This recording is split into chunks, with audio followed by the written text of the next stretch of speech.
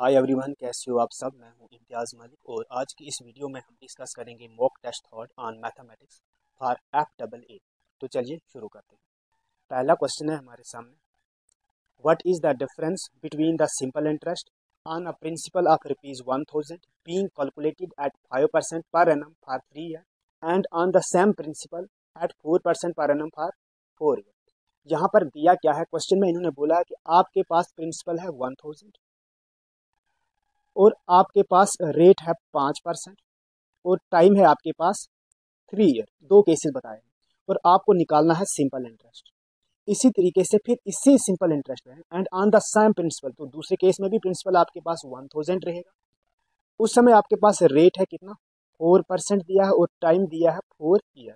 और यहाँ पर भी आपको कंपाउंड इंटरेस्ट नहीं कैलकुलेट करना, यहाँ पे भी आपको सिंपल इंटरेस्ट कैलकुलेट करना। इन दोनों में जो सिंपल इंटरेस्ट का डिफरेंस आएगा वो निकालना है।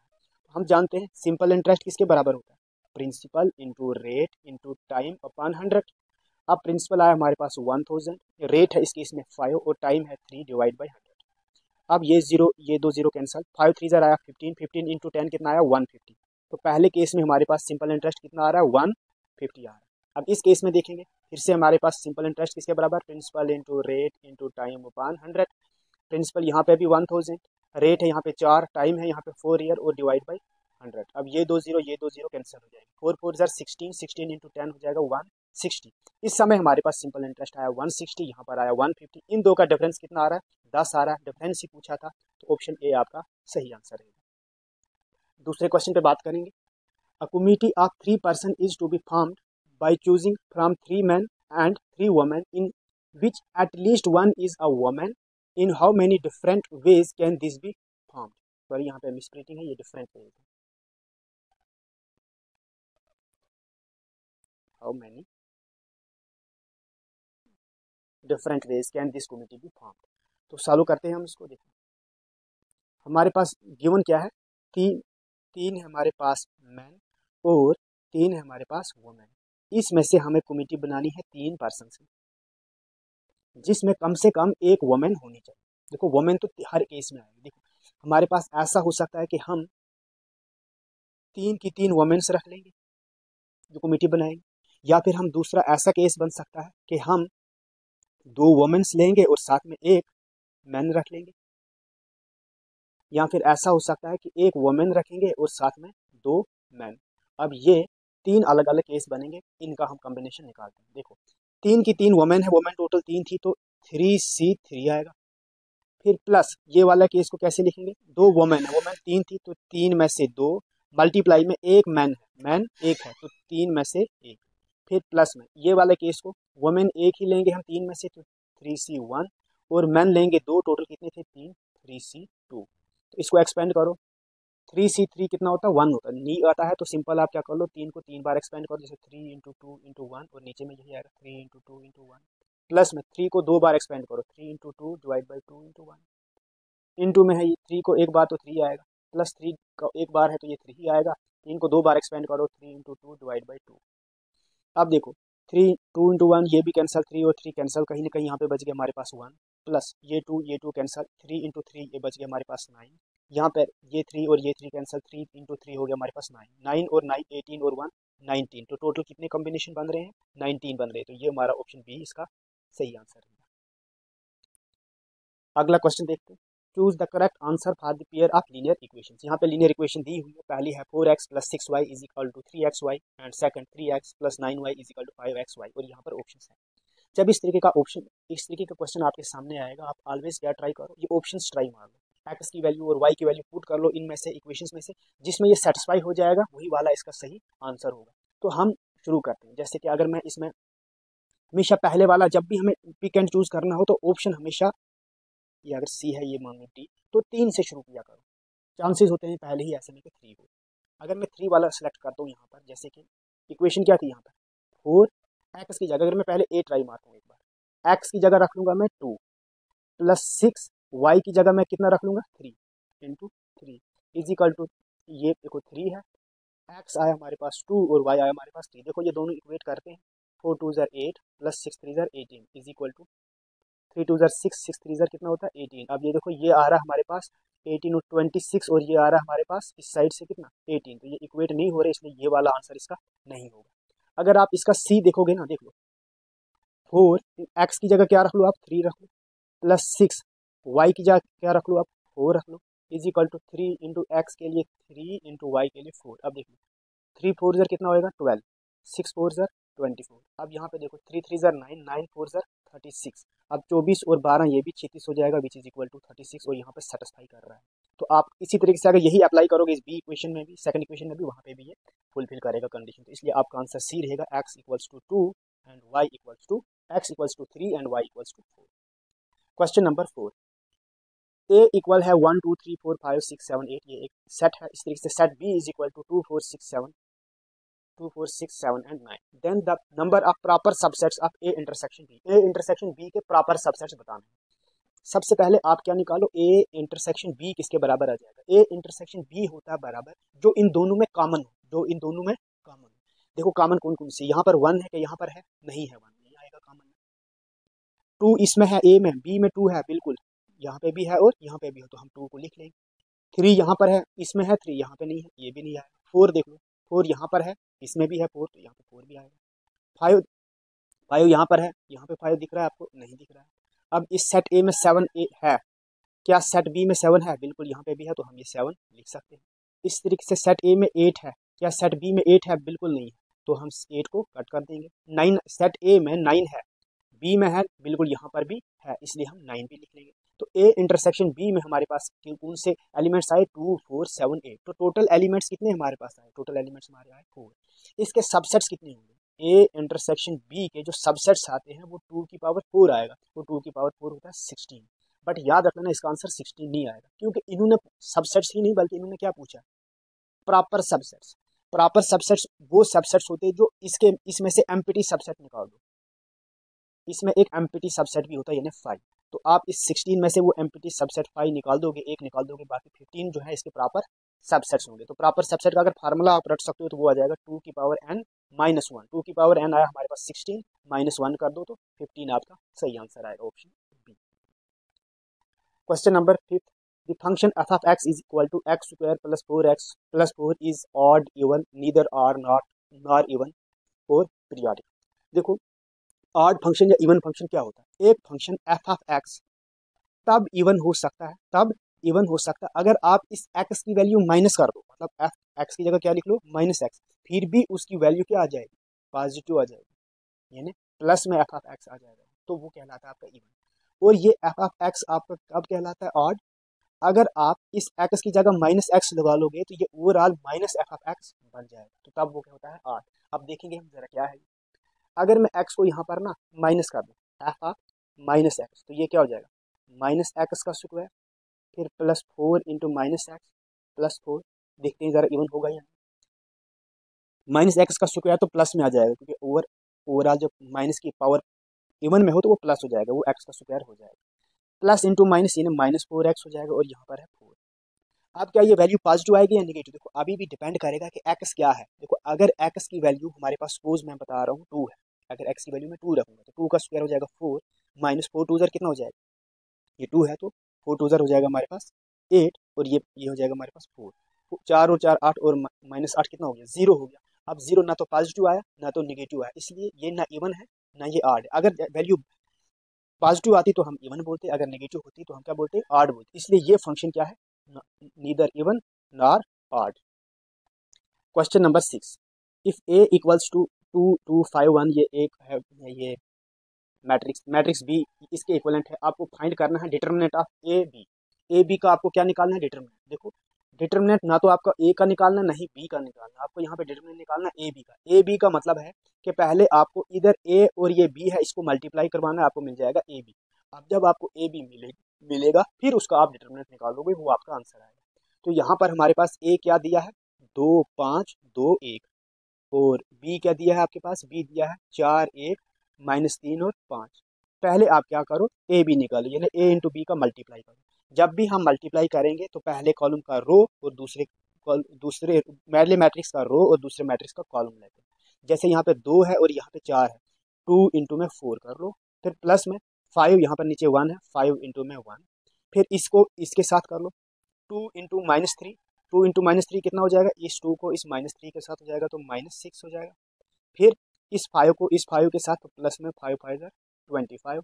और इसी तरीके से उसके बाद आप क्या कर लो, ये वाली रो को इन कॉलम्स के साथ करवा लो। जैसे इस 2 को इस 4 के साथ हो जाएगा, 2 को 4 के साथ, 2 4 8, फिर प्लस में इस 1 को इस 1 के साथ हो जाए 1। अब इसी तरीके से इस 2 को इस 3 के साथ, यानी ये और ये, 2 × 3 यानी माइनस में है तो -6, फिर 1 को 5 के साथ तो 5 1 5। अब देखो ये क्या बन गया मैट्रिक्स हमारा, 8 और 5 कितना हो जाएगा हमारे पास 13, और यहाँ पर है 25 और -9 तो यह आ जाएगा 19। ये 8 और 1 हो जाएगा हमारे पास 9, और 5 में से 1 ये -1 हो जाएगा। अब इसका डिटरमिनेंट निकालना है, ये ए भी आ गया हमारे पास। अब इसका डिटरमिनेंट में क्या, इसको इससे मल्टीप्लाई करो और माइनस में इसको इससे मल्टीप्लाई करो। 13 × -1 तो -13 आया, फिर माइनस लगा लो, 19 × 9 हो जाएगा 171। अब 171 और -13 ये दोनों को अब सॉल्व करके क्या बन जाएगा, 3 और 1 4, 7 और 1 8, 184 माइनस में रहेगा तो 184 ये है बी, ये आपका सही आंसर रहेगा।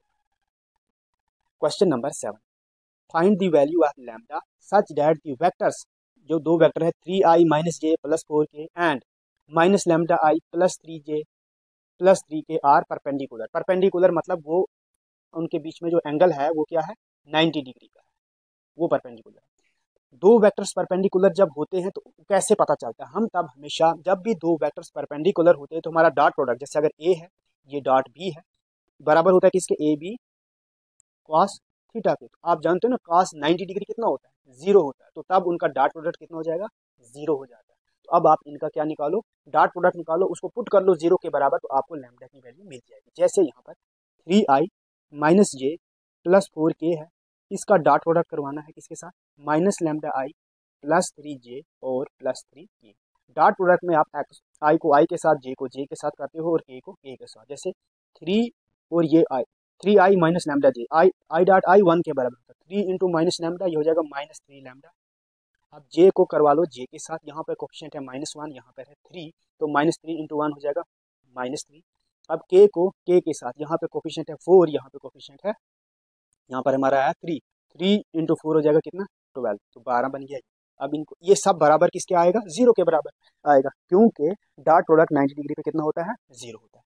अब यहाँ से आप सॉल्व कर लो, देखो -3λ, 12 में से 3 बाकी बच जाएगा 9 = 0। आप बोल सकते हो -3λ = -9, माइनस माइनस कैंसल, तो लैम्डा किसके बराबर जाएगा, 9/3, तो वो बराबर आया किसके, 3 के। तो ऑप्शन सी इसका सही आंसर है।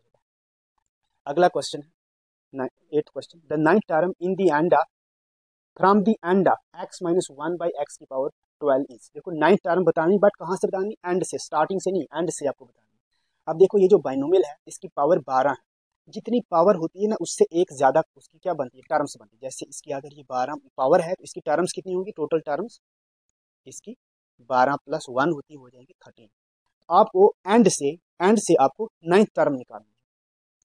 जैसे इसकी 9 टर्म जो बनेंगी, जैसे मैं बताऊंगा 1 2 3 4, आसान भाषा में बता रहा हूँ, 5 6 7 8 9 10 11 12, ये 13 इसकी टर्म्स बनेंगी। आपको देखना है 9th फ्रॉम दी एंड, देखो एंड ये है, एंड से देखना, तो first second third fourth fifth six seventh eight ninth from the end जो होगी ना वो 5th फ्रॉम द स्टार्ट आ रही है, वो 5th फ्रॉम द स्टार्ट आ रही है। जब भी आपको 5th टर्म निकालनी, जैसे आप स्टार्ट कहाँ से करते हैं, हमेशा NC0, जो NC0 होता है हमारा फर्स्ट टर्म होता है, NC1 वाला हमारा सेकंड टर्म आता है, तो 5th टर्म आ जाएगा हमारे पास NC4, और n यहाँ पर ये पावर है कितनी 12, तो 12C4 ये आएगी हमारे 5th टर्म के लिए। अब x यह एक है हमारे पास x, और दूसरी टर्म है हमारे पास -1/x। यहाँ पर ये जो 4 है ये इसकी पावर रहती है दूसरे वाले की, और पहले वाले की पावर रहती है 12 में से 4 निकालो बाकी 8 8 रहती है यहाँ पे, उन दोनों को ऐड करके 12 बनना चाहिए। देखो 8 और 4 12 बन रहा है। अब इसको सॉल्व करते हैं, 12C4 तो ऐसे ही रहेगा, देखो 12C3 ये भी नहीं आएगा आंसर, 12C9 ये भी नहीं आएगा। अब इन दो में से कोई एक इसका सही आंसर होगा।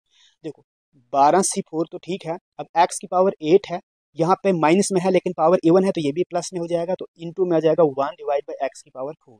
देखो ये 4x, ये 4 इसके साथ 8 है तो उसको काट देगा, कितना आ जाएगा 4, इसको इसको ऐसे कर सकते, देखो 12C4 है ना, तो x की पावर 8 माइनस 4, 8 में से 4 निकल गया तो बाकी 4 बच गया, यानी 12C4 x की पावर 4 इसका सही आंसर रहेगा। तो ये है ऑप्शन ए इसका सही आंसर। अगला क्वेश्चन है, the difference between compound interest and simple interest for the sum of ₹5,000 in 2 years is 32, the rate of interest is.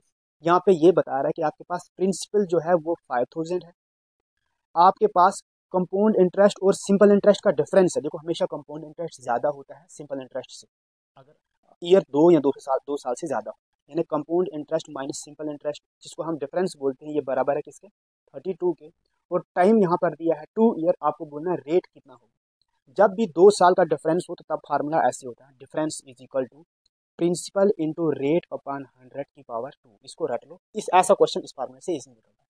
यहाँ पे डिफरेंस कितना है 32 है तो लिख लो 32, प्रिंसिपल दिया है 5,000 ये लिख लिया मैंने, रेट कितना है हमें नहीं पता एज इट इज रखा हमने, और 100 आया ये, और पावर रहेगी कितनी 2। अब यहाँ देखो ये 32 इक्वलेंट होता है 5,000 इंटू आर का स्क्वायर, नीचे में आएगा 100 का भी स्क्वायर है ना, 100 इंटू में 100। अब ये 2 जीरो और ये 2 जीरो कैंसिल हो जाएगा, ये जीरो और ये जीरो भी कैंसिल हो जाएगा, 5 1 ज़र 5, 5 2 ज़र 10, अब ये 2 इधर हो जाएगा, मतलब आर स्क्वायर बराबर हो जाएगा 32 इंटू में ये 2 यहाँ पे मल्टीप्लाई हो गया तो 2, यानी आर स्क्वायर कितना आ जाएगा हमारे पास आर 64। इसका मतलब आर हो जाएगा √64, तो √64 किसके बराबर होता है 8 के बराबर होता है, तो रेट आया हमारे पास कितना 8%। तो आपका सही आंसर क्या रहेगा ऑप्शन बी 8%। अगला क्वेश्चन पे बात करेंगे, लास्ट क्वेश्चन आज के इस टेस्ट का, what is the probability of getting a sum of 15 if the 3 dices are thrown simultaneously. देखो इसको सॉल्व करने से पहले मैं आपको इतना बताता हूँ कि अगर आप नए हो, मेरा चैनल अभी तक सब्सक्राइब नहीं किया है, तो अगर आपको मेरी वीडियोस अच्छी लगती है तो प्लीज़ चैनल को सब्सक्राइब कर लो और वीडियो को लाइक कर लो, कमेंट कर लो, इससे होता क्या है कि मुझे थोड़ी सी मोटिवेशन मिलती है वीडियोज़ बनाने की। तो चलो इस क्वेश्चन को हम सॉल्व करते हैं। 3 डाइसिस को साइमल्टेनियसली थ्रो करना, आप जानते हो कि एक डाइसिस पे ऑप्शंस कितने होते हैं, या तो उस पर 1 होगा आपका आएगा, या 2 आएगा, या 3 आएगा, या 4 5 और 6, ये ऑप्शन होते हैं एक डाइसिस के। 3 डाइसिस को अगर आप साइमल्टेनियसली थ्रो करते हो ना, आपका जो सैंपल स्पेस आएगा ना वो हो जाएगा 6 इंटू में 6 इंटू में 6, क्योंकि 3 डाइसिस है तो वो हो जाएगा हमारे पास 216।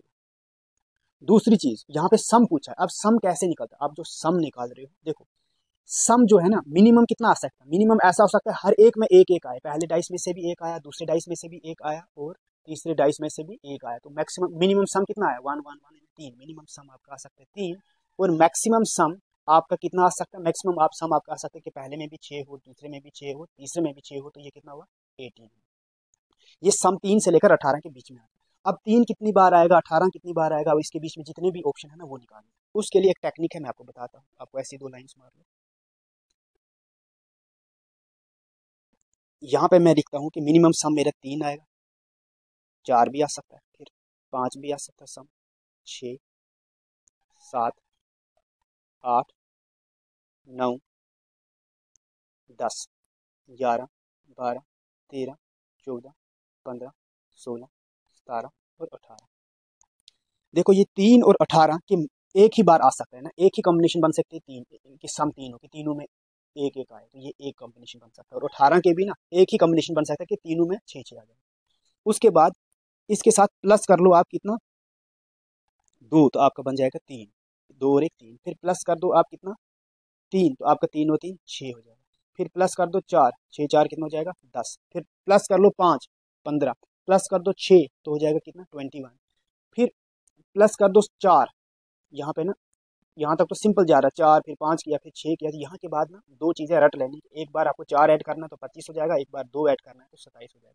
अब कहने का मतलब ये है, अगर पूछा हो कि प्रोबेबिलिटी बताओ कि सम आपका 10 हो, सम 10 कितने आउटपुट हो सकते हैं इसके 27 हो सकते हैं, और टोटल कितने हैं अभी देखा हमने 216 है ना, टोटल सैंपल स्पेस कितना है 216 है, 10 आने के सम कितने हैं, कितनी प्रोबेबिलिटी है 27/216। इस तरीके से अगर 9 का पूछा होता तो हम बोलते 25/216। यहाँ पे किसका पूछा है, यहाँ पे पूछा है कि सम हो 15, तो 15 देख लो ये 15 है, तो 15 की प्रोबेबिलिटी कितनी है 10, 10 इसके फेवरेबल आउटकम्स है, और टोटल कितना है 216। अब इसको काट लेंगे हम, दोनों 2 से कटेंगे, 5 2 ज़र 10, 2 1 ज़र 2 और 8 2 ज़र 16, 5 डिवाइड बाई 108, ये इसका सही आंसर आएगा ऑप्शन डी।